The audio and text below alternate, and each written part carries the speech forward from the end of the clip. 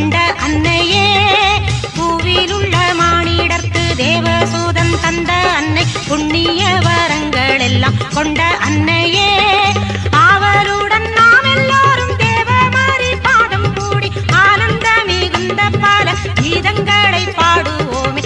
தேவத்தாயின் மாதம் இது அல்லவோ, இதை சிறப்பாய் கொண்டாடிடவே கூறப்பட்டு வாரீர் தோழா. தேவத்தாயின் மாதம் இது அல்லவோ.